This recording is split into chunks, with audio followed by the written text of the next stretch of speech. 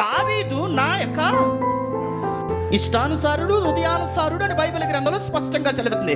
అంత మహాభక్తుడు, అంత ప్రార్థనాపరుడు, అంత పరిశుద్ధంగా కాపాడుకున్నవాడు. ఒకరోజు గొలియాత్ అంటాడు, యెహోవా ఎవడు, ఇశ్రాయేలు ప్రజలు ఎవడు అని రోషంగా ఉన్నప్పుడు దావీదు తట్టుకోలేక, ఒరే కత్తువ్వండి వెళ్ళి పొడిచేస్తున్నావు దేవుణ్ణి అన్నాడని అంత రోషము కలిగిన వాడు ఒక చిన్న విషయంలో ఏమైపోయాడు? పడిపోయాడు.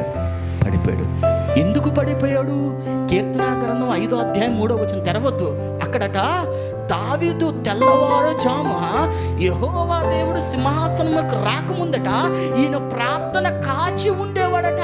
అంత తెల్లవారు లెగిసి ప్రార్థన చేసి దేవుని సన్నిధిలో కలిసిన వాడు ఈ రాజు అయిపోయిన తర్వాత, స్థాయి మారిపోయిన తర్వాత, స్టాండర్డ్ మారిపోయిన తర్వాత, బంధు వర్గాలు మారిపోయిన తర్వాత, ఆస్తి పాస్తులు పెరిగిపోయిన తర్వాత పడకలము మీదట పొద్దుగుంకేదాకా ఉన్నాడు.